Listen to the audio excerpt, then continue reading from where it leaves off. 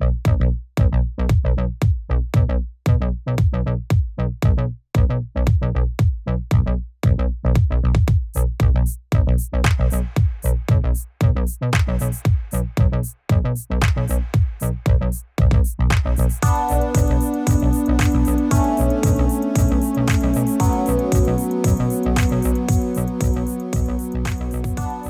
to Evolve Podcast, an open forum on personal growth and cultivating a positive mindset.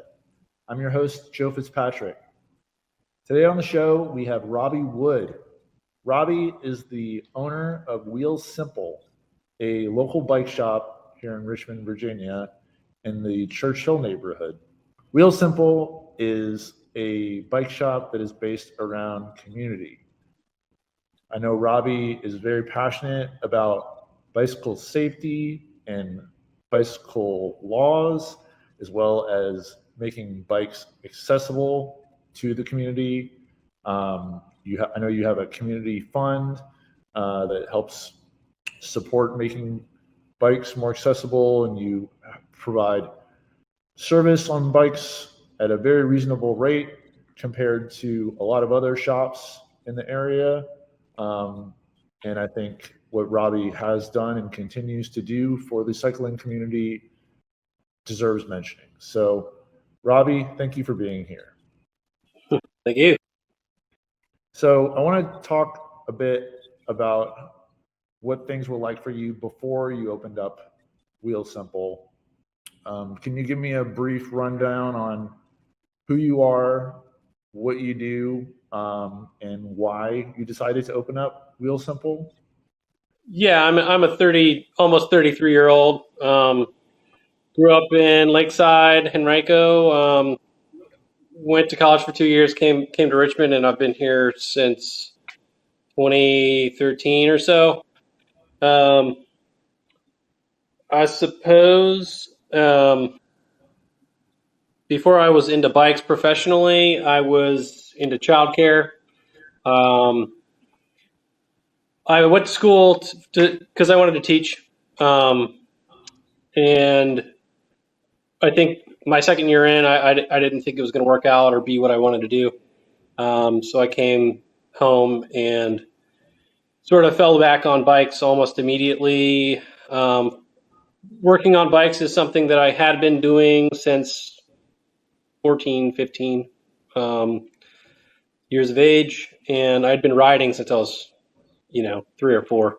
Mm-hmm. So yeah, I mean, bikes became my fallback after dropping out of school, and I took it seriously then, and I take it seriously now, because it's not often you get to pivot more than, a couple times. Yeah. And I've taken, I think I'm trying to take it as far as I possibly can. Yeah, absolutely. So I want to talk a bit about your childhood. Oh, no. If you don't mind, who taught you how to ride a bike? Was it your dad? I don't remember. Okay. My dad was pretty much out of the picture. And he ultimately died in 2000, incarcerated. I don't know who taught me. It might have been my neighbors at the time. We were living with my maternal grandmother. So it was me, my younger brother, my mother, and her mother in the matriarch's house.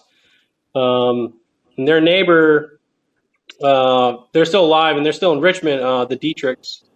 I don't know if they'll be watching, but, much love. Bill might have taught me. I don't know. I know they had a tree house. They built a tree house for like all the kids. They were for a few years when we were small, they were integral. So it might have been them. I'm not sure. How old were you when your dad went to prison? I don't know. I can only guess from letters. I think I was born and he sort of went to jail again. He missed my brother's birth. I had a stack of 15 or 20 letters I was able to read that my mother saved, and she asked for them back, and that was probably 15 or 14 years ago, and I don't remember the contents, but he was pretty much in and out. Okay, gotcha. And the last stint, he was diagnosed with terminal liver cancer and died incarcerated. He was incarcerated for marijuana, correct? I don't know. He had been jailed a number of times for carrying marijuana, but I don't know a lot about him really. My only link left is his mother, who's still alive, and I'm her POA, and I take care of her, once or twice a week. But there's a large language barrier, so I get mixed stories. He may have been dealing to minors. He may have been moving cocaine. I'm not sure, really. What's the language barrier? Spanish? Yeah. Okay. Are you part Spanish? Cuban. Cuban. Okay. Yeah, my grandmother, her sister, and my father, when he was 2 months old, came to Miami in '62, and then the U.S. government was open arms to Cuban refugees. What was your earliest memory of discovering that love for cycling and like wanting to start fixing up bikes? Like, were you doing it for kids in your local neighborhood? Like, I know that I liked riding a bike extremely early because I could get away from my house and my family. Yeah. And my brother. There was a time when we were living in Lakeside in some pretty good neighborhoods, and I can just go safely and not worry about getting kidnapped or run over. So it was important to me pretty early. As far as fixing bikes, I started in like late middle school. My dad knew a guy who had retired from the Navy, and he needed new floors put in his dance parlor living room because in his retirement he was flipping bikes and teaching ballroom dance.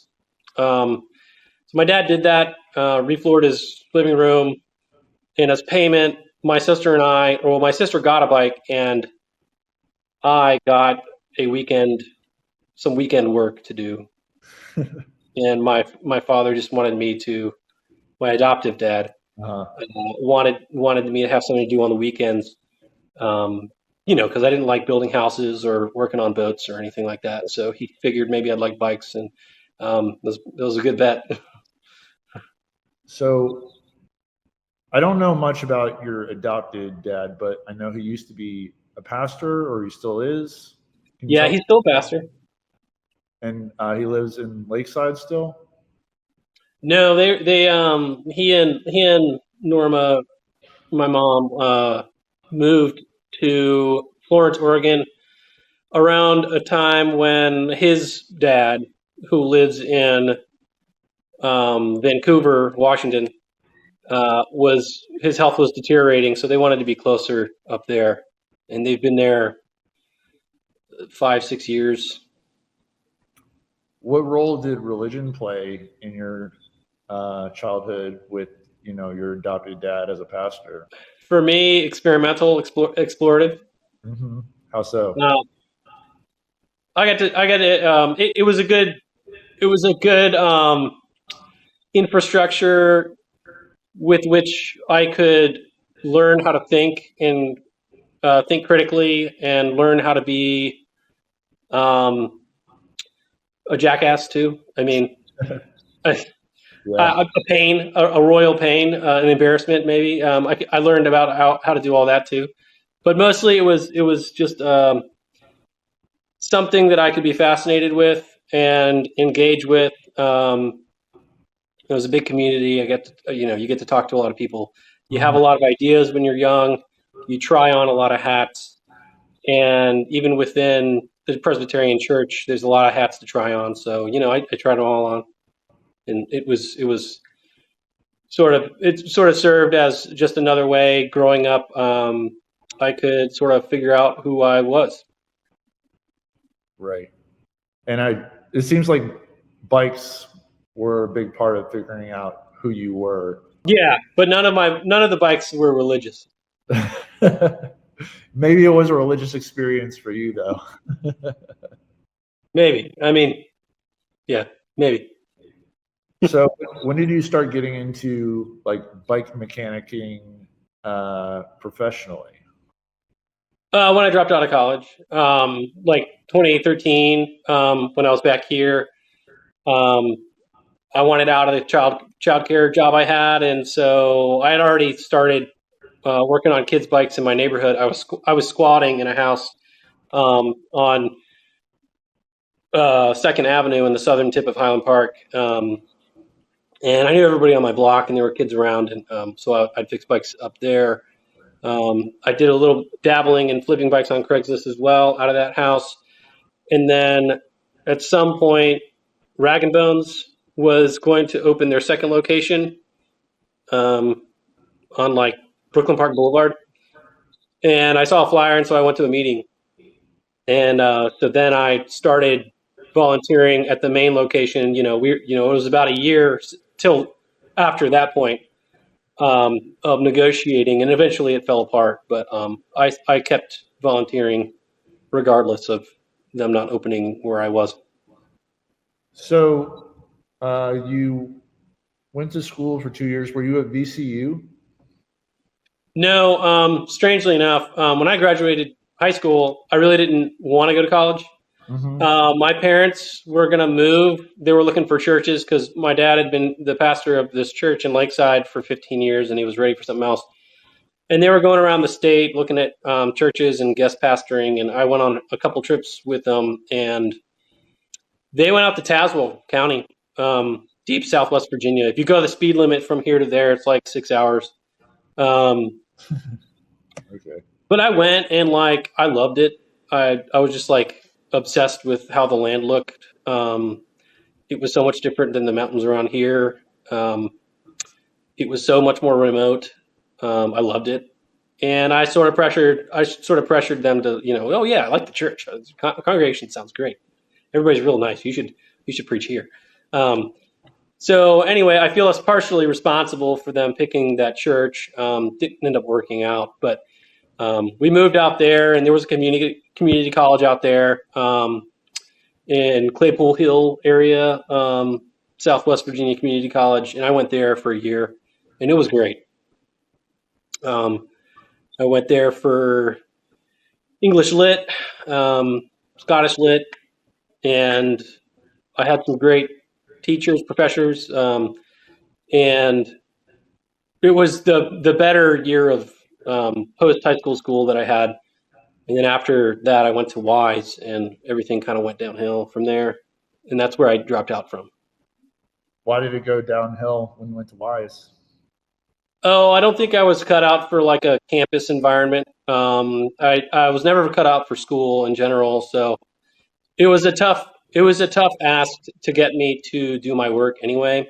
Mm-hmm. And I didn't enjoy the people there. I have a couple of friends that I keep in touch with now, but they're like two people out of like hundreds of people that I thought were just awful. And it just wasn't working out for me. So did you move back to Richmond at that point? Yeah. Okay. And at that point, I was driving, twice a month, sometimes more, back to Richmond because my brother is here and my grandmother, so my father's mother, is still here as well, and they both sort of need me on some level, and I want to have a relationship with them. So it was like logistically, it was like stupid that I was so far away too. Right.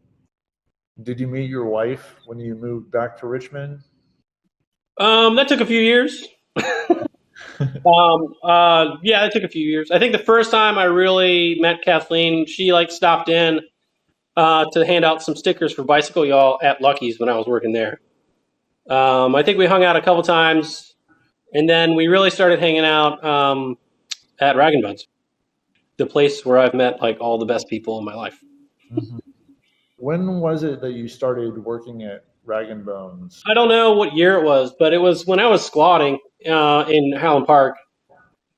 Yeah, I can't remember. So whenever they were trying to get that first spot on Brooklyn Park Boulevard, and then I put in like almost 6 years of like heavy volunteering work, while also working at 2 other shops. You were working at Lucky's. Where else did you work? Well, I also worked at Cyclist, which was this shop's predecessor in the East End. Okay. Did you take over? How long was that shop open? And when did they close? You know? I want to say it was 2008 to 2019 when I closed it. Okay. And then so the East End's had a bike shop. It just wasn't a very good one. So you reopened it as Wheel Simple. Technically I didn't reopen it. I opened for myself, right? My own brand and stuff. And my shop does work differently than his shop did. How so? I mean, I charge more. I have to make a living off of it. Right.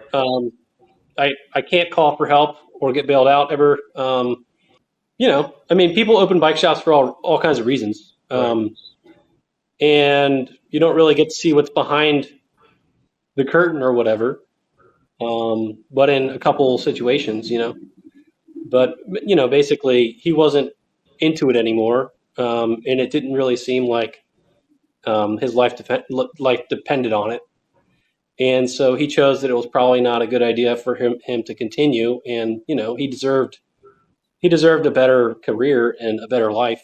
And he offered me the opportunity to sort of run it through its last 2 years of the final lease. And it was a great opportunity. And I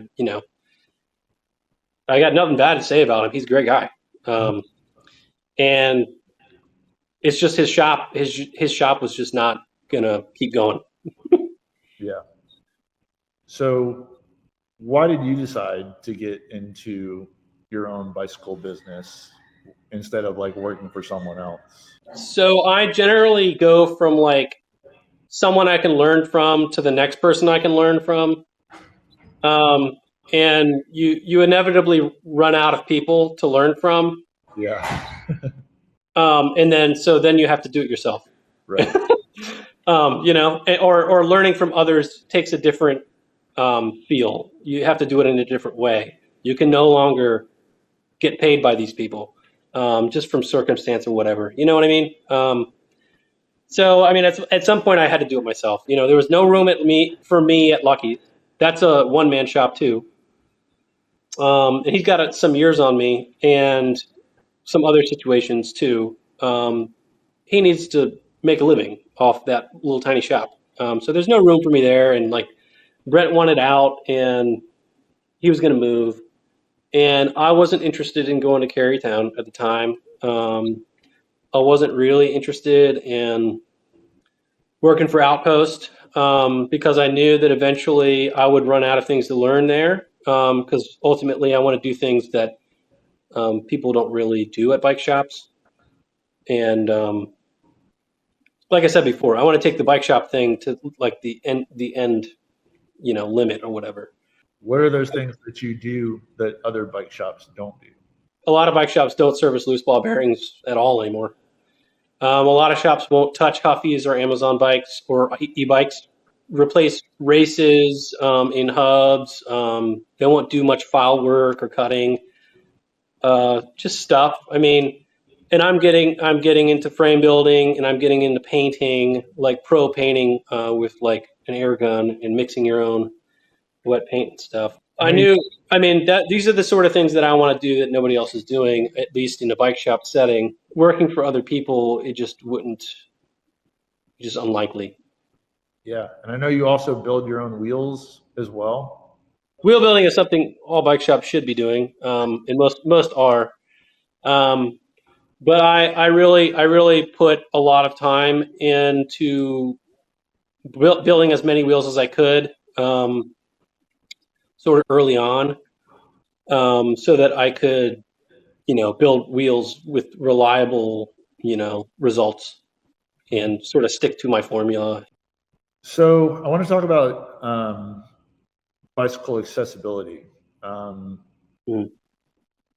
What are your thoughts on making bikes more accessible? Like, it seems like Wheel Simple follows a lot of the same ethos and values as Rag and Bones. I know, since you used to work and volunteer at Rag and Bones, and you still have a lot of relationships there, it's only natural that you share some common traits. Yeah, I mean, if it wasn't for Rag and Bones, this bike shop wouldn't exist. I mean, Brett would have closed. Maybe one of the guys from Recycles would have taken it or whatever, or maybe this area wouldn't have a shop at all. I don't know. And I'm not. That's not to say that either of those would be the worst thing in the world. I don't know. But I'm just saying, without the co-op, Wheel Simple wouldn't be here. I don't think I would have had the confidence. I don't think I would have had the shop time. I just don't think I would have had the support to launch something like this and even try to do anything on my own. Didn't they also support you with fundraising for setting up the shop? In as much as some co-op members have organized like Alley Cats, that will donate proceeds or parts of proceeds to the repair fund, which I do have to work for. And also insofar as like a lot of friends from the co-op help me with the physical moving and stuff. But I don't take money from nonprofits. Okay. But you do have the community fund you mentioned, which is used to support the community with providing bicycle repairs to lower income. Repair. Yep. Yeah. So it's basically for folks who I have a working knowledge of, who have had historically problems affording my shop or whatever services. I'll just extend, I can get this covered. It's a gift card. It's a real gift card. So it comes with a receipt and a redemption code. Yeah. And I've extended it to, fixing kids' bikes in the neighborhood too. So it's being used for that as well. So if someone is interested in, getting a bike repaired, would they need to come to you? Would they need to already have a relationship with you? Yeah. So typically I would like to have a relationship with the person first. Okay. I don't, because it's not an infinite amount of money that I am a steward of. And I have to somehow keep track of everything and be transparent. So I can't really be handled. So yeah, it's folks usually in the neighborhood who I've worked with before, and we're on a first name basis. I've seen them try, and their bike's always messed up or whatever, and yeah. And sometimes it's like the first conversation. Sometimes it goes that way, but it's for me, it's got to be like a trust thing. Yeah. So. Right. And as far as like funding it goes, is it something you said that's self-funded, or is it based off of like sales or donations? How does it work? Community members and clients can chip in either via cash or check or Venmo or whatever. But I have a gift card system where you can buy gift cards, and you send me the redemption code so that if when I'm trying to help somebody out and cover their ticket, I can put that redemption code on their ticket, and a real receipt is generated. They sign a form, and a summary of the work that was done and maybe their last name goes up on a live doc or a live Google spreadsheet on my website. So you can sort of look at it and see how your dollars are being used. So yeah, it's you can call it a donation, sure, because like you're paying for someone else's stuff, right? But I'm not a 501c3, so I try to stay away from that word. Yeah, I get it. Yeah, I mean it's stupid, but yeah, I have to. Yeah, for tax purposes, I understand. Yeah, I know you publish bike laws and regulations on your website, which other thing I feel like other bike shops don't do. Why is that something that's important to you? Cyclists, new cyclists especially, find themselves being bullied, both by cyclists and by drivers. Right. Being told that how they should behave on the road, and making it sort of like a respectability thing. And it just irks me, because like if we're going to keep advocating for laws and stuff, we have to be honest about the laws that are already there, which give cyclists a lot of leeway in how we are allowed to move. Right. I mean, I care because, it's annoying when someone yells at you from their bike that, you ran a red light or whatever. It's sort of like, what are you, some kind of bootlicker or something? You can do this. You can do this too. Like, yeah, I don't know. Against the law. It's annoying. It's annoying. Yeah, I mean, it's sort of against the law. I mean, if you read the criteria, basically it says you just go if you think it's safe, unless you're seen by someone who could stop you. I mean, read the laws. Sure. Guess I better brush up. One of the criteria is treat it as otherwise a stop sign. Right. Who's going to wait 2 minutes or 2 cycles when some of these lights are scales? You're gonna wait two minutes because you can't get picked up by the scale, and it's like there's no traffic. Are you kidding? Right. Just go. You got eyes, you got ears. Just don't get hit. Don't be reckless. Be smart. Exactly. So sorry that's not what you wanted to hear, but the laws in place give cyclists a lot of like leeway. I mean, there's 3 different left turns you can make, none of which a car can. If you're driving a car, you certainly cannot mount the sidewalk at any point. Different things. I know in addition to bikes, photography is a big passion of yours. And you have a separate Instagram account for your film photography. Yeah. Do you still do that? Not so much. I mean, the Instagram itself was a thing I did while I was closed January, February of 2022. I moved my grandmother into my house for 3 months or 2 months. And I was just, a little bored and wanted to sort of get involved with this photo group my friend Dylan and a couple of his friends set up. Glossed over. Really talented people. So I made like an Instagram, and I paid for a lot of prints, and I went to a couple community markets up here at Pizza Bones. But yeah, I mean, I haven't really shot since then, honestly. It's expensive, No, the film is not cheap, and of course, like you said, getting prints made is another cost as well. Yeah.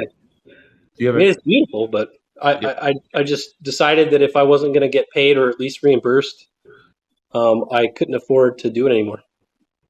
So I'm assuming the market didn't go very well. Oh, I sold some photos at the markets. It just, I got to go to everyone. I have to print. It just wasn't on my terms.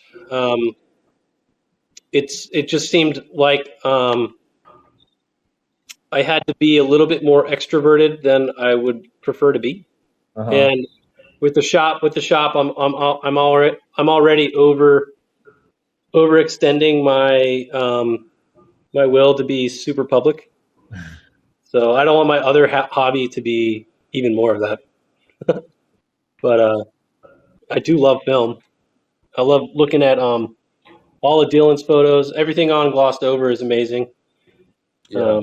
Really, really talented photographers. Are you still involved with the photography group at all? Not really. I mean, I decided it wouldn't be honest or whatever to keep going to the meetings and stuff if I wasn't shooting. So if I start shooting again, I probably will go back. You still have your camera? Yeah, I'm not getting rid of it. I'm just taking a break. What kind of camera is it? I got a Canon. I also got a Minolta SRT Super, and between the two, I think the Canon takes more beautiful sunlit pictures, but the viewfinder is difficult, and the Minolta can do a whole lot more really well. Yeah, it's a classic camera. I used to have a Yeah, they both are. Yeah. Yeah. So it seems like you really have an appreciation for like mechanical things, whether that's the photography or like the bikes. Is that something you'd agree with? Yeah. I mean, I don't have to be the one working on everything, but I do like mechanical things. I like contraptions. I like the fewer truly electronic things, the possible is better. Yeah. Is that like passion for analog something that you cultivated for a lot of your life, or is that a new like motivation for the work that you do? I think I just exist better in the world if I'm using my hands. And like my brain too, but I don't think I'm happier than this if I'm like, building websites or something, or a sales rep for a bike company or something like that. You know what I mean? Like, I don't know. I just don't think I'd be happy doing that. And that's part of the reason I decided not to follow through with the teaching thing is because it just, aside from the politics and parents, a lot of it was like, I don't think I'd enjoy not being able to use my hands or my body most of the time. I don't think I'd enjoy that. Why is using your hands for your work so important to you? It's rewarding, I guess. When you're working on something, you can see how it started, and when it's done and it's working, you can say, "Yeah, I mean, I did it. This is my work. My hands did it, and my body did it, and it feels good." And I guess you could say the same thing for any of the work you do. But I suppose when it's a contraption or whatever, you have to build a relationship with it because it's kind of a living thing. And so there's a little bit of communication back and forth too that you get in the process that's fun to have, and you don't get that doing other things maybe. So yeah, that's kind of how I view it. It's kind of a conversation. Sometimes it's an argument. Like he's disagreeing with you. That's funny. Yeah, that's really interesting. I mean, it makes sense that you did want to teach because of it's less hands-on, but you are also teaching some people about bikes and about bike laws. So you're still fulfilling some like part of that urge that you had initially to like want to be a teacher. Yeah, I mean, I think I like teaching things. I think I usually run the risk of overstating how important my thoughts are, though, because they're not really that important. Like I'm not an advocate. I'm not someone you should go to for advice about laws and stuff, Sure. or bike infrastructure or whatever. I'm just a regular guy who happens to also own a bike repair business, who gets annoyed sometimes and has to like vent. And sometimes that means I copy and paste, the VDOT website on my website. I could be as passive, aggressive, or direct as you imagine I could be if you watch me long enough. I'm a little unhinged sometimes. Yeah. And social media is a great place to do that too. I know, it's so bad. It's like it's so easy to go there. Yeah, it really is. Talk about accessibility, right? Like, having that platform at our fingertips can be dangerous sometimes. Yeah. Oh, sorry. You asked me about my thoughts on accessibility with bikes, right? That'd be great. This is a very small bicycle repair business. It's barely more than one person all the time. Mm-hmm. It's too small for a sales force. So really, like Wheel Simple has not been providing bikes with any consistency since it opened in 2020. I've been doing my best to get kids bikes out there once a year. My friend Sarah and Lex both have nonprofits and we've come together a couple times to give out some kids bikes. I've done my best to sort of source like bikes, one-off bikes for people when they need them. I've tried to sell bikes, but if you don't have the space, you don't have the space. Right. Yeah. So I think as far as like supplying the neighborhood with bikes, that's not something that Wheel Simple has been able to do as of yet. But I do think that organizations like Rag and Bones, the OAR, and related to that, Outpost are very important in the getting more butts on bikes and getting lower income folks bicycles, and there are other organizations as well. Those are the two I'm sort of the closest with. Yeah, those are the ones I'm familiar with as well. I don't know Outpost's role in that though. Outpost donates a whole lot of new bikes to OAR. Now that you remind me, I have heard about that before. And also, Braden donated like 10 grand from the business or whatever to the Southern Poverty Law Center a couple years ago. I mean, it's a big shop and people want to talk smack because their prices, but I mean, they're putting their money where their mouth is. Yeah, that's great. I know. I mean, I know people want bike shop owners to be like really competitive and like shit talk each other, but I think the bike shops in town are great. Yeah, it really helps bring the community together when we can support each other. I know Carytown definitely gets a bad rap as a specialized shop, and the layoffs that they've had to do. Yeah, they certainly shot themselves in the foot on that one because now nobody wants to come work for them. Right, but here we are. Yeah, whoops. So looking towards wrapping up, I just have a few more questions for you. Let's talk about self-care. So when you're not working at the bike shop, what are some ways you practice self-care? Sleep and food. I sleep a lot. I sleep a lot on Sundays. And every Monday I try to get a nap in.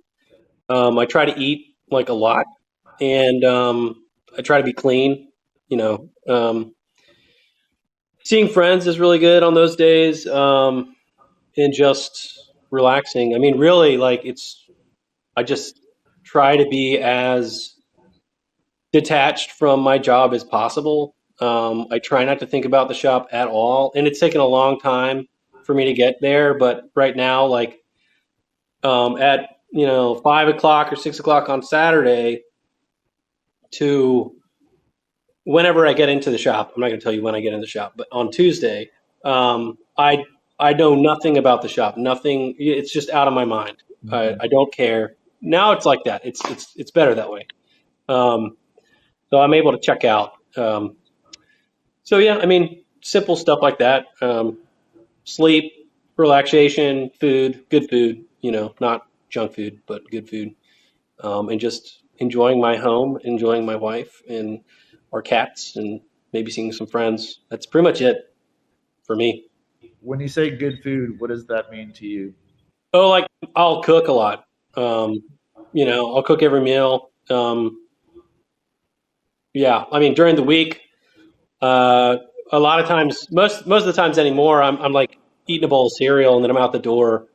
I grab more substantial food on the way, and then around 12 o'clock, I order some takeout or whatever for delivery. And then when I get home, I'm so tired that I might make some beans and rice, but I might also just go to sleep.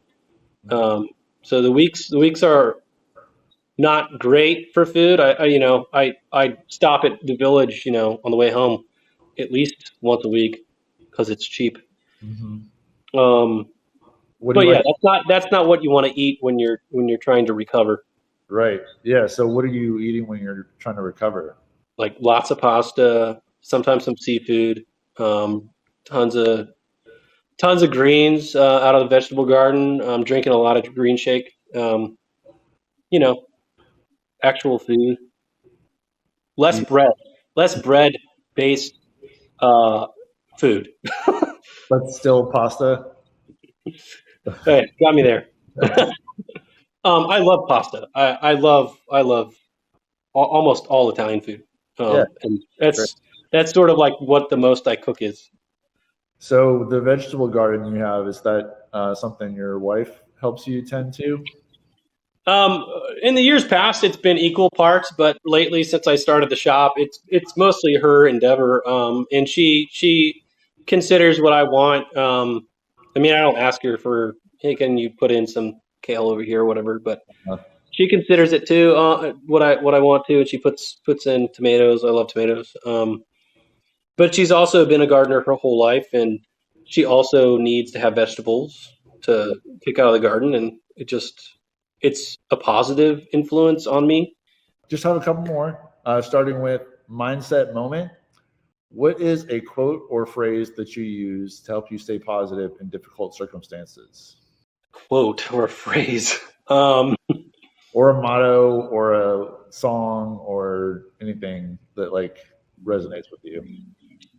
Gee, I'm really not prepared with anything like that. I don't know. I mean, I have to psych myself out to do things a lot, and so I'll tell myself like, um, stop complaining, just do it. Like you could be dead, it's fine.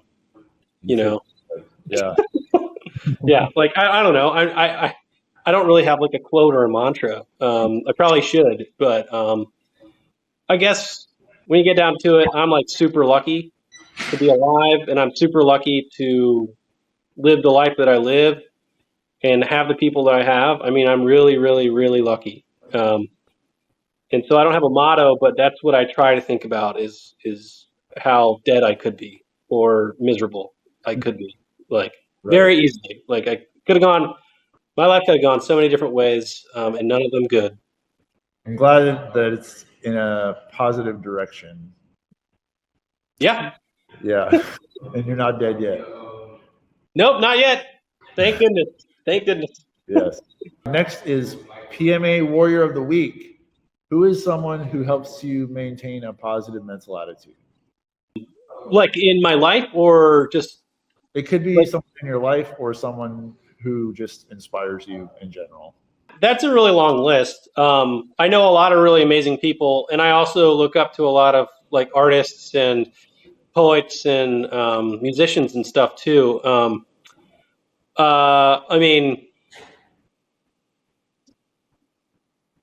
I mean, my wife, first of all, is inspiring to me. Um, I got a best friend who happens to live in Seattle, and uh, now she lives in Seattle. And we went through some formative times together, and I watched her change the trajectory of her life through hard work and focus. Um, and now she's making a lot of money and happy, and it's amazing. And she's a trans woman, and it's good to see someone work really, really hard against a lot of adversity and achieve their goals, and going from poverty, abject poverty to being able to live well. So Yeah. I think about my friend Jess a lot. So it's very inspiring. Um, yeah, I don't know. A lot of people. I mean, Well, there's I can't think of many people who don't inspire me. do you feel like you like look for inspirational people to bring into your life, or does it just come naturally? It comes naturally. I don't really go around looking for inspiration. Um, it just my mind is my mind, and there's plenty in there. My problem is is organizing it all and deciding what to listen to today and what to listen to tomorrow. I mean, it's my brain is crazy. It's just got so much stuff. I mean, everything is inspiring in some way. Absolutely. So if people want to connect with you or check out Wheel Simple, where can they get in contact with you? Well, we have a Instagram at It's Wheel Simple. The shop, the shop is the shop. You can come to the shop if you need work done. I'd love to work on your bike. Thanks, Robbie. Great talking to you, man. Thanks a lot. I hope this was useful. It was fun.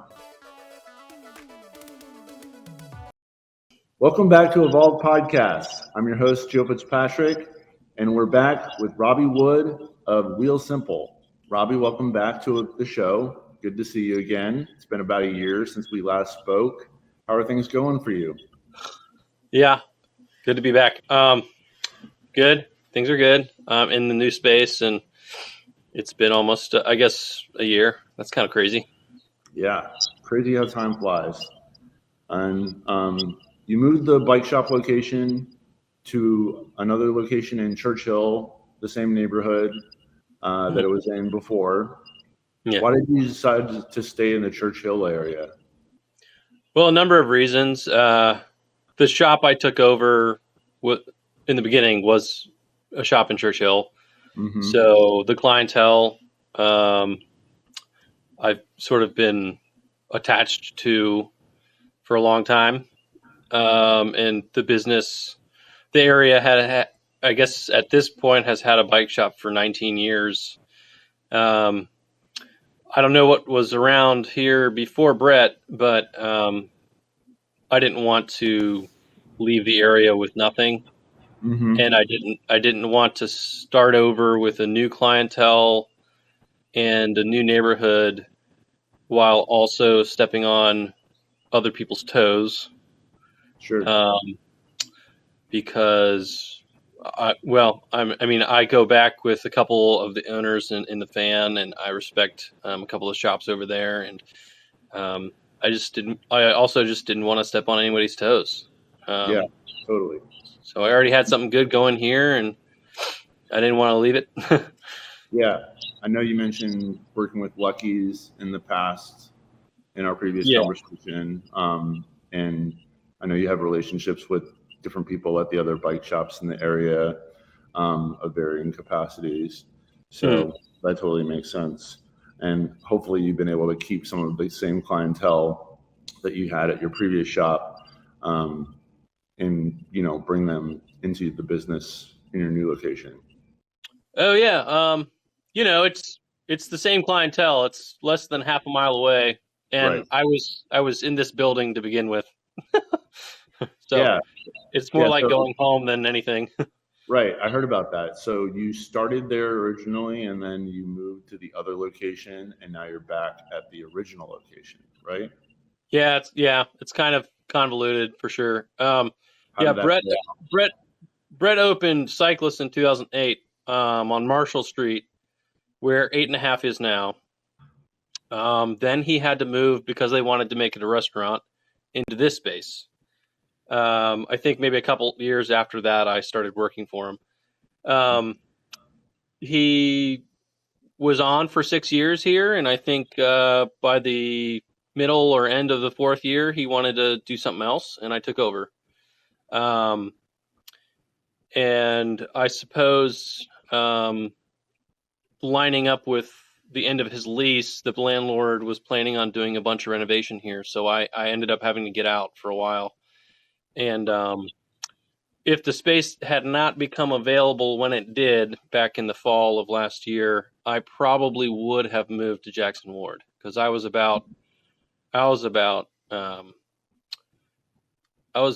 plenty done with the small room on Mosby. Yeah, that was really constraining. Mm-hmm. Yeah. I had a near breakdown because of it last summer, and I was just over it. So it was pure serendipity and goodwill that brought me back here just in time. Yeah, that's great. It worked out that way. And, I had a chance to walk into the shop the other day. It is so much bigger than the other shop. Like you have a ton of bikes in there, so it might not always feel like a bigger space, but Yeah. you see it as soon as you walk in, like, there's room to walk around and like different rooms to go in. So that must be exciting for you. Oh yeah, it's great. And it's also great to be back in here, and I was able to set up the way I wanted to from scratch, Mm-hmm. which was also nice. But yeah, I mean, the old shop could hold maybe 35 bikes, and if it rained that day, so I couldn't put bikes outside in the rain. Mm-hmm. If it rained that day, I wouldn't be able to work, because the service side was also storage. Right. Here, I've got 33 bikes in the front room. I've got 50 repair bikes right now. I've got like 30 frame sets, and I've got 25 new bikes in boxes in a closet. I have space out back for a little bike graveyard, so I can cannibalize parts off junk bikes and stuff like that. And I have a paint room, which is just like, man, it's like almost everything that I could possibly ask for in a space.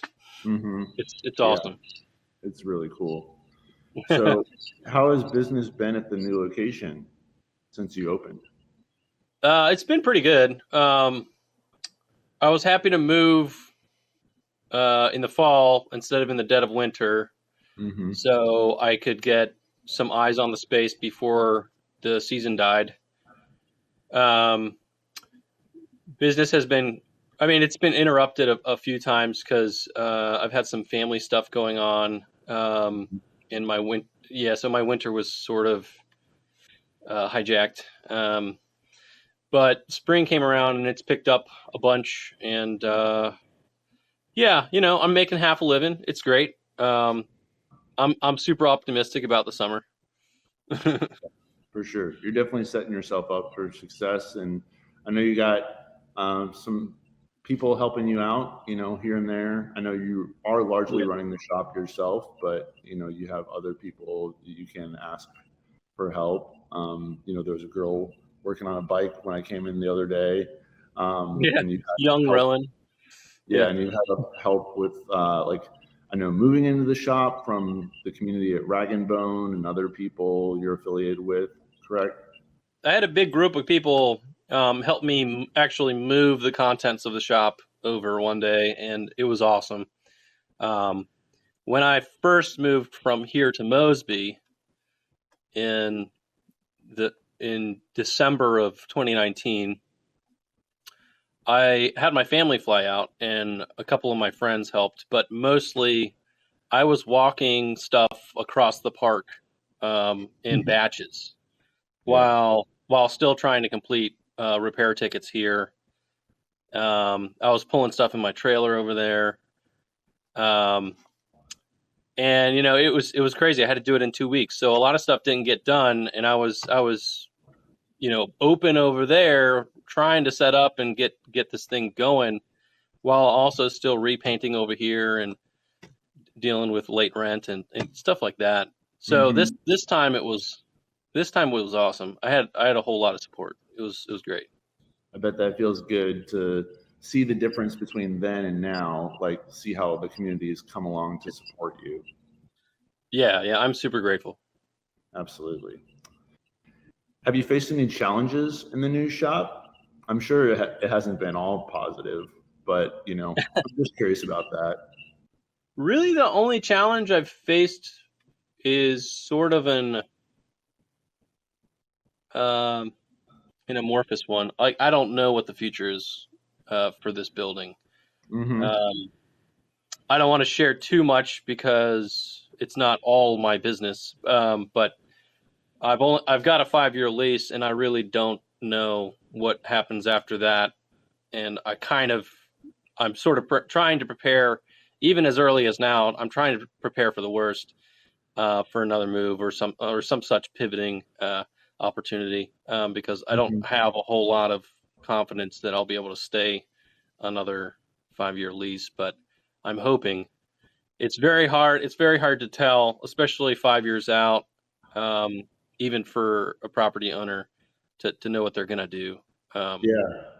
Have you So considered? that's the only challenge, and it's not even really like a functional challenge. It's just sort of like, um, it eats away at you in the back of your mind. For sure. Have you considered the possibility of buying the building, like managing that, and that way you could have more peace of mind as far as like what the future might hold for the building itself?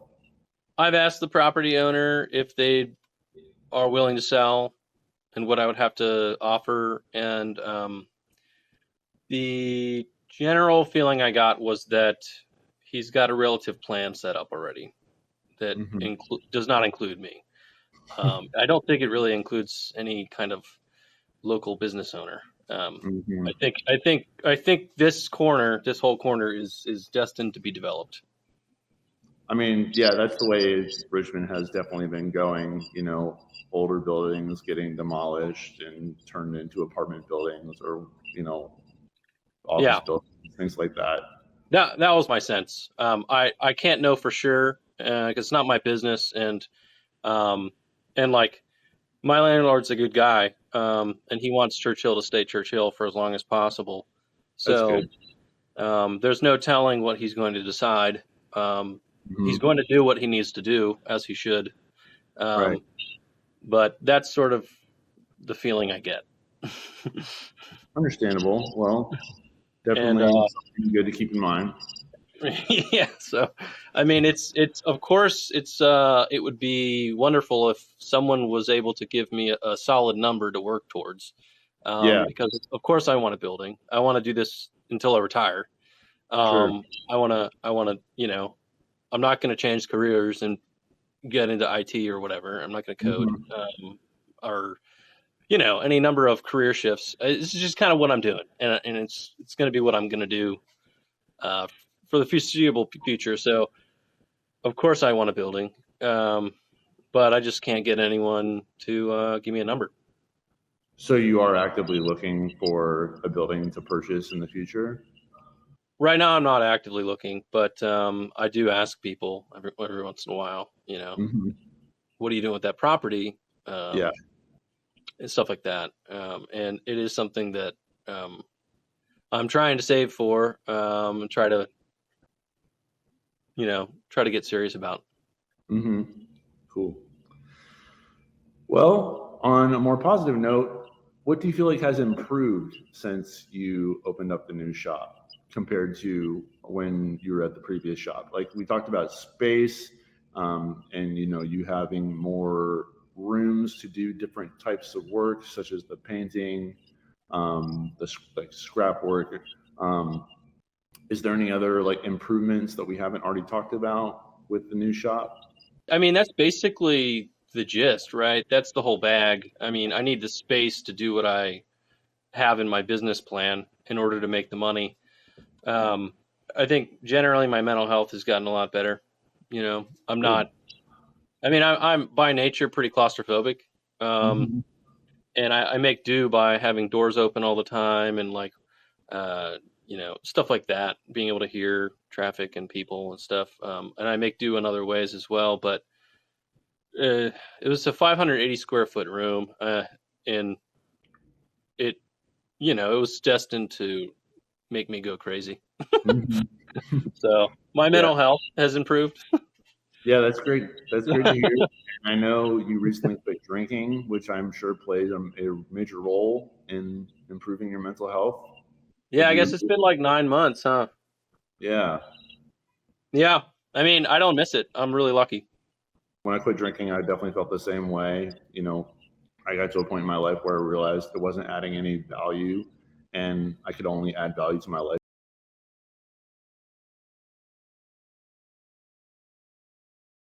3 years for me, and especially interesting like 9 months. And a lot of the positive changes that have come to me lately have been from removing certain things and replacing Mm-hmm. them with good things.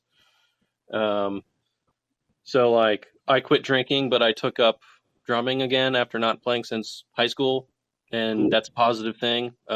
It's uh, not only like the absence of consistent, slow poisoning myself, but also the addition of like some good exercise, some creativity, and just some me time.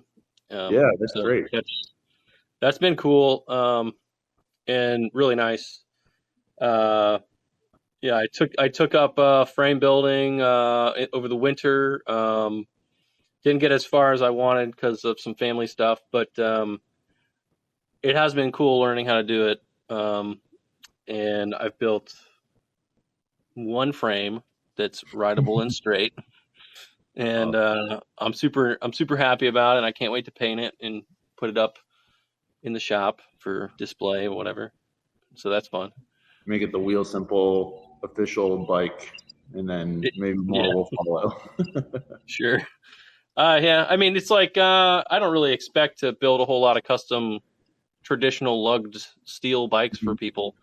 But it is what I like, so I'll be building them for myself and maybe some friends. I think mostly it just informs the repair process because I'm getting into repairing bikes or frames rather. So replacing seat tubes and swapping out dropouts and building forks and stuff. Are you able to fix cracked frames as well? It depends on the joinery because I don't have a TIG welder. So as long as it's a lugged frame, I can replace the tube and install it back into the lug. That's cool. Some cracks I can even just mend. Sorry, go ahead. Yeah, no, I had a road bike, and the frame cracked, so I had to throw it out. But Right. I didn't know that I didn't know that it was possible to fix frames that get cracked. Yeah, it's very possible with steel. It is not cheap though.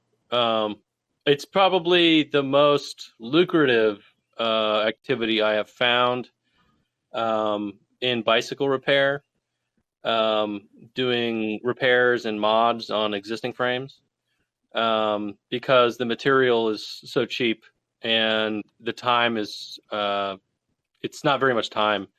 It's just the skill people are paying for and the ability to reuse instead of having to buy a whole new bike.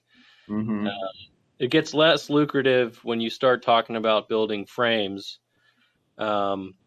because the frame and fork process takes 40 hours or something. But the only way you make money is if you get the whole build. So assembling a bicycle from the frame up, even if you have to build the wheels, is like 3 hours. But people, that's where you make your money. Anyway, that was like a tangent. It's definitely possible and doable, and it happens all the time in other countries on the regular, in bike shops and in dedicated frame shops. It's a little bit newer in the States. In my generation and even my father's generation, frame repair has mostly been relegated to the independent builders who all operate sort of on their own. They might have a relationship with a bike shop, but they're definitely not in the commercial spaces most of the time. And they're mostly just on their own. And the repair thing is like one in a dozen because really they're there to build frames. Very cool. I want to circle back to the drumming portion just for a little bit. So are you playing by yourself or are you playing with a band? What's going on with that? Right now, I'm just playing by myself because I don't know if I have the work-life balance to really do a gigging band thing. So right now I have my kit in a space I can access 24/7, and I go whenever I have time. I try to do it during the day on like Sundays or Mondays. So like obviously not when bands play. So right now it's just me. I'm just practicing. I'm trying to find new music that I like now to play along to, as opposed to the music I was playing along to when I was 16 and 17. What's the difference? I think back then I was playing almost exclusively Blink-182 records because of Travis Barker. And I had no care or wherewithal for how the drums actually sounded, or how my technique was, or what I was doing to my body in the process, or my ears. Now I like playing that stuff. It's definitely good for stamina building and strength building, but my tastes have changed a little, so I'm playing a little bit more towards like Tool stuff. I'll play a lot of like Latin surf rock, like Los Esquicitos. I play a lot to Juan Roll, which he sings norteños music on a 12 string, but he's just got this crazy energy. It's almost like punk music, so I play to that a lot. Cool. And I started playing the Genesis because I just discovered them at 33. I just discovered Genesis, Peter Gabriel era Genesis. Great drummer, yeah. So I've been rocking out to Phil Collins as much as I can. I love that.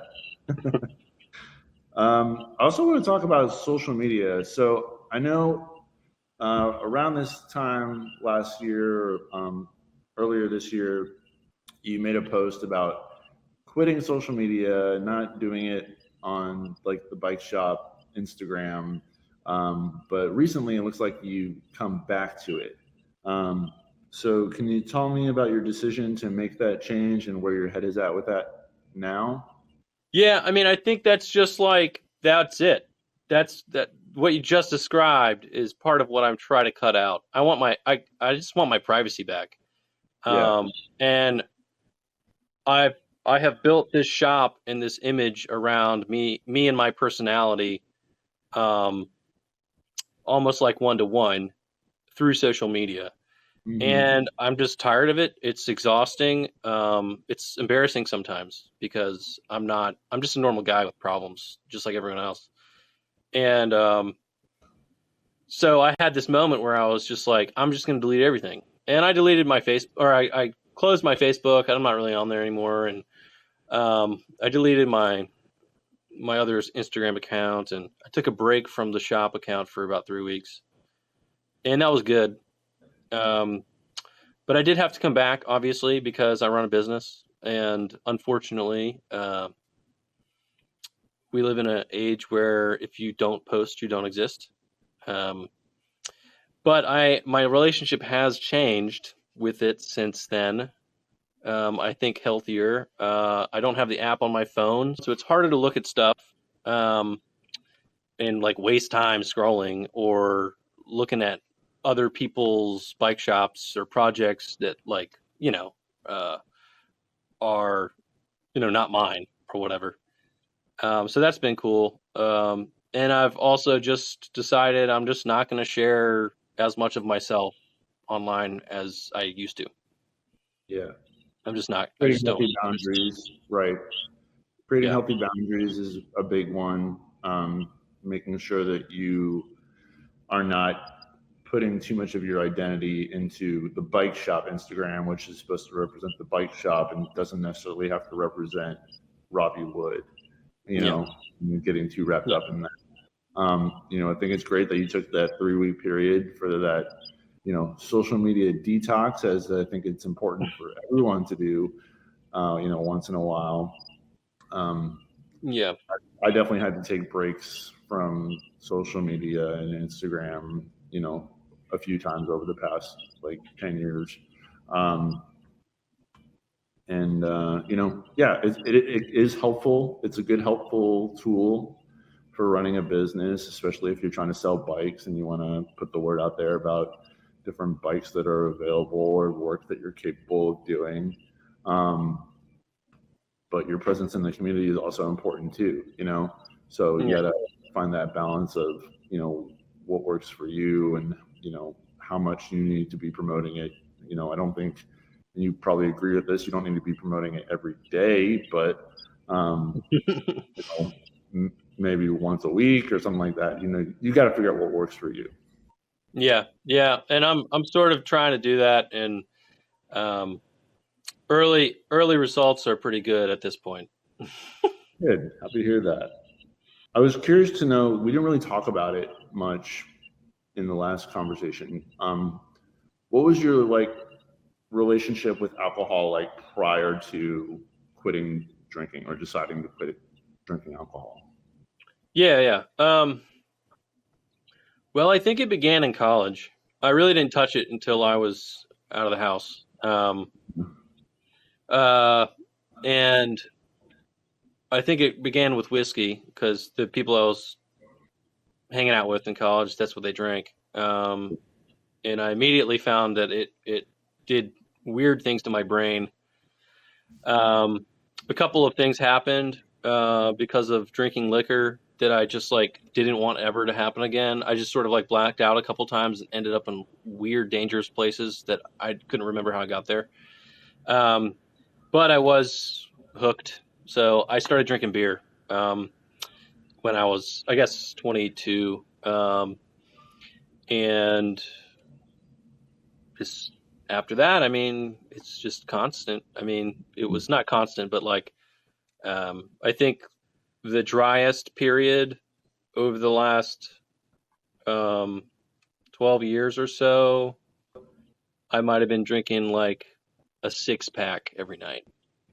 That was probably the driest. As far as as the time that I have been in charge of the bike shop or whatever, I would have a tradition of at 5:00, once I start cleaning up and wrapping up, I'll have a couple tall boys. But then it didn't end there.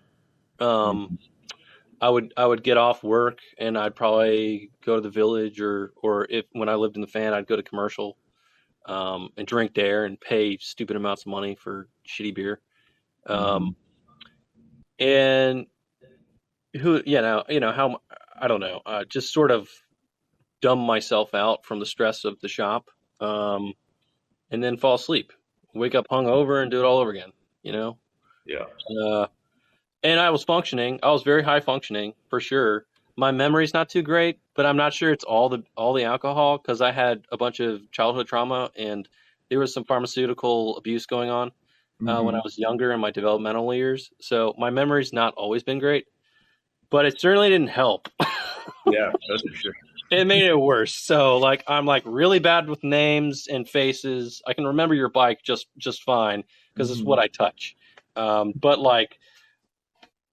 stuff like that and dates and phone numbers. I don't know a single person's phone number. I cannot remember. Stuff like that. I mean, it just didn't help. So kind of made me stupid, kind of made me dumb, kind of sucked all my money out, and wasn't an effective medication for stress or depression. It was not. It just made it worse. I agree. Yeah.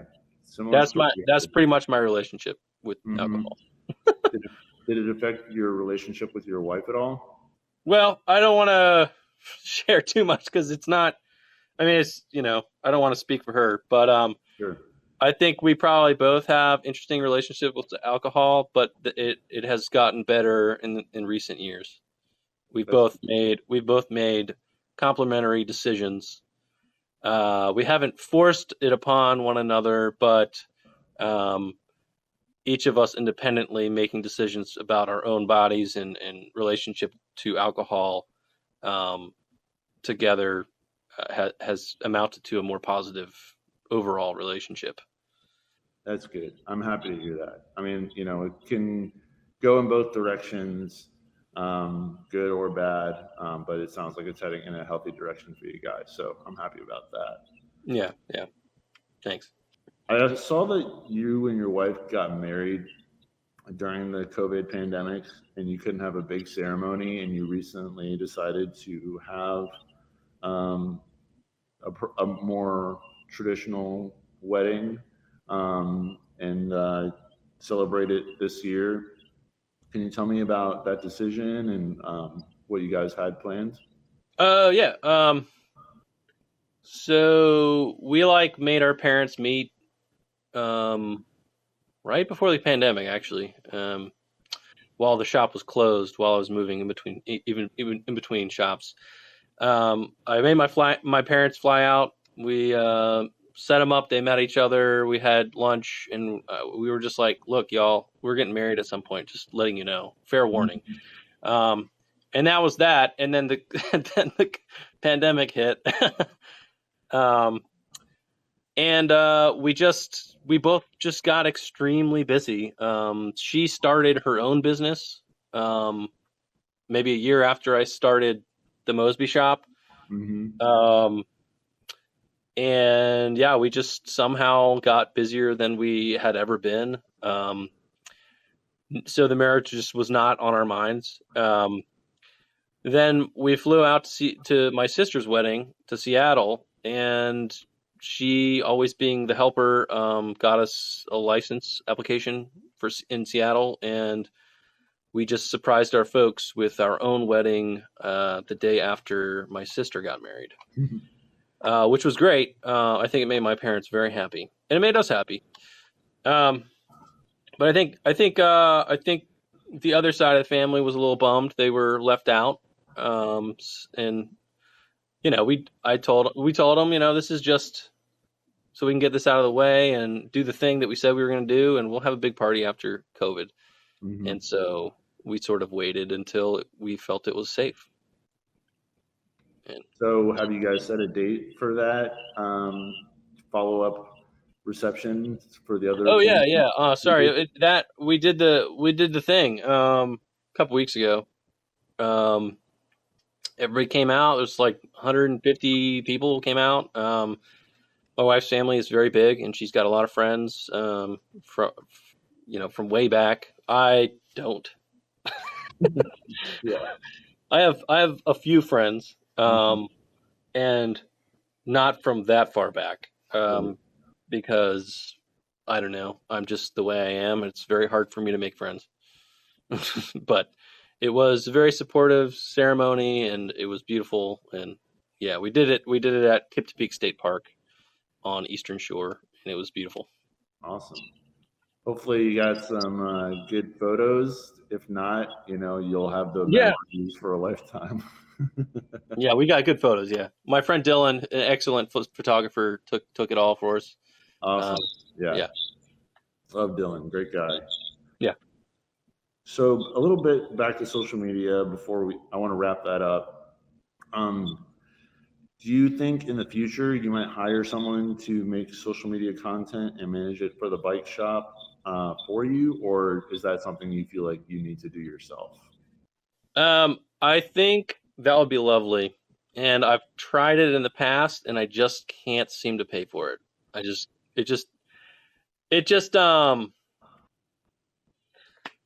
don't know what it is. I think it might be the nature of this market, or the nature of the kind of owner that I am, and the lack of funds I bring to the project. But I cannot seem to afford, for any stretch of time, any auxiliary functions in the business, and it's very frustrating for sure. But I try not to beat myself up too much about it. So I mean, for now, I think it's just going to be me. Yeah, hopefully I can keep my boundaries strong and have a good relationship with Instagram and yeah. I know scheduling posts is a good way to do that. And, that way you can like set it and forget it essentially. So you can schedule like a series of posts about bikes that you have for sale, and that way you're not actively posting and you're letting the automations work for you. Yeah. That's been a good idea. And we'll probably do that too. One thing that we didn't discuss last time is the seed program and your role in it. Yeah. I saw you took some photos for them, and I was just wondering how you were involved with that program. Yeah, I'm a seed grant recipient, twice in a row, I think. So basically, I believe it's Bon Secours and Capital One. I guess I've been investing in businesses in the East End for a long time through this grant program, which is pretty rare to have free money that you don't have to pay back to for-profit businesses. I think it makes total sense, but it's pretty rare. So yeah, I received one last year and the year previous, both for paint/frame fabrication training or learning and supplies, um, and I've been very happy and lucky for those funds. Yeah. Do you have to apply every year for that? Yeah, yeah. I mean, it's you can only get it 3 times in a row. So I'm going to skip it this year because I'm a little tired. And I'm trying to back off from uh, I'm trying to back off from as many responsibilities as possible. In light of the last like 3 years I've had. Mm-hmm. But I'll probably apply again for a third time at some point. Maybe for a powder coating setup. I'm not sure. I'm going to let the ideas sort of settle and Good idea. and mingle for a while to try to figure out what my next step is. But it's very cool. Historically, it's been just for East End, but I think they're extending to Fulton Hill and Hall Street corridor, I think. Cool. Are you exploring any other forms of grant funding to support your business? The only other grant funding available to a business like mine that I know of was the QBP community grant. Mm-hmm. And I wanted to be able to qualify to apply for the last like 6 years. The main hiccup was there was a paywall. You had to enroll in their dealer's choice program, and to do so, you had to spend about $3,000 with select brands on your first order to become eligible to apply. And then the programs also had to follow a strict guideline, which I would have just made my programs around them. Mm-hmm. Because it would have benefited the community greatly. However, they just canceled it. They're not doing it anymore. That's too bad. That was the only thing that I was aware of available to for-profit bike shops that was truly, free money. Right. And of course, people can still make donations to the community fund if they choose to do so to, support people, getting bike services done that can't afford it. Right. Yeah, but the repair fund still exists, and I still manage it. I am slowly trying to move, since I have space now, I'm slowly trying to move it from begging people to chip in to selling high-end donated bikes to fund it instead, Mm-hmm. because I have a floor now and I can sort of do that. Um, but I've only been here since October, and Right. I haven't. It hasn't panned out so far, but that's what I'm trying to push people towards is, have a couple bikes that's like high end, just give them to me and the sale will go into the repair fund, sort of thing. That's sort of what I'm pushing for. Have you received any donations like that for that reason? Yeah, a lot of times people will sell things through me on consignment, and on top of my profit, they'll say, "Oh, like give half of my cut to the repair fund," and that sort of gave me the idea. And then sometimes people will, sometimes people will donate bikes, either to give away or to sell for the repair fund, after my cut or whatever. And so, like, I got a bike in now. It's a nice carbon fiber salsa warbird, and I'm gonna make like, $500, and then $700 is gonna go into the repair fund, and that's enough for like half a year or more for Yeah. the repair fund. And that'll pay rent for the other bunch of new bikes that are just sitting here not getting sold. That's great. Going forward, what would you say is your focus for Wheel Simple and its contributions to the local cycling community? So the focus for Wheel Simple is probably service. My only product is time. It's the only thing I can sell, no matter what happens, and it's the only thing that has a guaranteed profit margin. It's I only have so much time, so Right. I can't work 30 hours in 2 days or 60 hours in 4 days like I used to during COVID. It's like I can't do that all the time forever. Totally. But time is my only product, so the focus is service.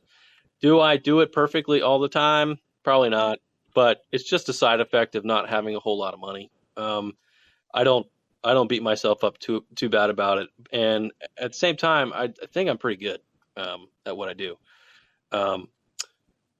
As far as its role in the community, this community in particular, like I said in the beginning, it's just a continuation of access for the neighborhood to bike repair. Mm-hmm. If I can bring along with it some cool, interesting, unique things like frame repair or resprays or bicycles, whether they be cheap bikes or really nice bikes, those are all just bonuses. So yeah, but like the role of Wheel Simple in the community is just to continue serving and hopefully doing it better than the predecessor. That's always the goal. It's to improve on what was done before. And the interesting thing is now you are technically the predecessor to yourself. You're doing it better than you did in the previous one. What? I'm blown. Yeah. I mean, there's lots of past versions of ourselves, Yeah. I like this one pretty good at the moment. But there's going to be, I'll get better in time at what I do, and I'll be doing more than what I'm doing now, I'm sure. And I'm trying not to beat myself up about not being as streamlined or perfect as other people quite yet. I'm still young. And I did do this pretty early in my bike shop sort of life. And I did do it with absolutely no money. Like less than no money. Yeah. I mean, you've definitely come a long way from what, you started at with your 20s, and now you're in your early 30s, to think that you're only 33, like that's baffling because you have so much untapped potential that you will grow into as you get older. And I think you really are contributing so much to the cycling community with the services that you're offering. And as a full service bike shop, do not just doing your typical tune-ups, but also like building bikes and repairing bikes and painting bikes, and also still trying to provide that accessibility. It's huge. And it doesn't go unnoticed. I think, people recognize the value that you bring to the community, especially being one of the only bike shops in the Churchill area, if not the only. You're definitely making a big impact where you're at. Well, thank you. I appreciate it. I mean, I have a really good neighbor, Glenn, down in the bottom, and his shop is very different from mine. But we did talk. We did talk about his shop and my shop when I was making the switch from part-timing at Lucky's and Cyclists to taking Cyclists over, because he was also in a position where he was going to move from his little shop that was it was a half jeweler shop, half bike shop called Shift, and he was basically career changing, and then moving into the next door. And we talked about like our visions and if they matched or whatever. They happened to not match perfectly, so we if there was a possibility of me being his mechanic or whatever, it was not going to happen. But it is nice to have a good neighbor, someone you can ask for help. If I don't have a part and I need it and I don't want to pay shipping, someone who's willing to actually sell it to you instead of being like, it's your fault, so suck it up. It's nice to have a neighbor and have a decent, not nasty relationship. And it's also nice to be like, well, I guess I don't have to overdraft my bank account to get these chains this week because there is a bike shop down the hill that you can just coast down, and it's not the end of the world if I don't have it. You can just go down to Journeyman's, you know? Yeah, exactly. So, I mean, I am in Churchill, and that's technically not Churchill, but it is good to have a neighbor. Mm-hmm. Yeah, having that support from the community, like we talked about with, Rag and Bones and the support that you receive when moving the shop, that goes a long way. And, I know you don't work with Rag and Bones too often now, as much as you used to, but, you still can like source parts from them if you need to. You still have that good relationship, as well as with other bike shops. So they have bikes being sold in consignment in a couple places. The main one being Circle Thrift. mm-hmm. But I also put their bikes here and sell them off the floor because they're some of the only bikes that I can provide that's going to be under like $200. Mm-hmm. And I don't take a cut. I just have people Venmo Rag and Bones, and that's sort of a continuation of that relationship that I like doing. I'm a Patreon, and whenever I can, I'll go over and pick up some frames to practice on and stuff like that. And their new space is so great. They're probably at the moment they're probably more organized than I am in terms of where things are and how things are kept. Yeah, I haven't been to the new space yet for Rag and Bones, but I definitely want to check it out. I've heard it's really cool. Yeah. Cool. Well, thanks again, Robbie. I really enjoyed talking with you. And we'll get this out there and share with everyone the great work you're doing and continue to do in your bike shop. Hey, man, I really appreciate it. I didn't expect the opportunity to have such a good conversation today. So thank you. Appreciate that. Thank you. Thanks for watching Evolved Podcast. Follow at evolvedpodcast.co on Instagram for weekly updates. Subscribe to Evolve Podcast on YouTube, Spotify, and Apple Podcasts, and like your favorite episodes. Production and editing by Joe Fitzpatrick.